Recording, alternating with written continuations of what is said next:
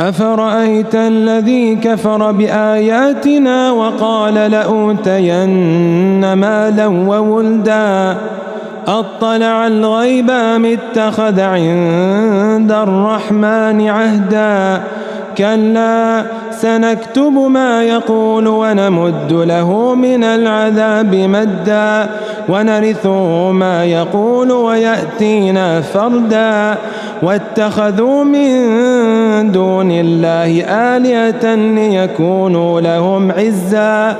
كلا سيكفرون بعبادتهم ويكونون عليهم ضدا ألم تر أنا أرسلنا الشياطين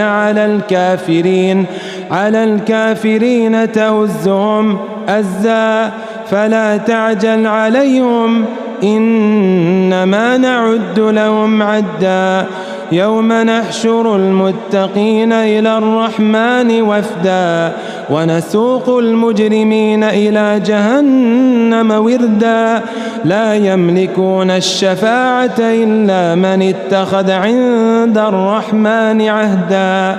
وقالوا اتخذ الرحمن ولدا لقد جئتم شيئا إذا تكاد السماوات ينفطرن منه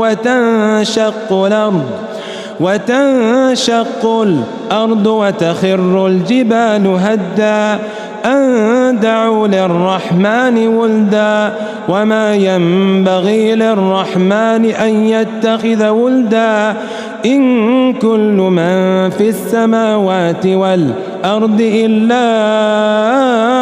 آتي الرحمن عبدا لقد أحصيهم وعدهم عدا وكلهم آتيه يوم القيامة فردا إن الذين آمنوا وعملوا الصالحات سيجعل لهم الرحمن ودا فإنما يسرناه بلسانك لتبشر به المتقين وتنذر به قوما لدا وكم أهلكنا قبلهم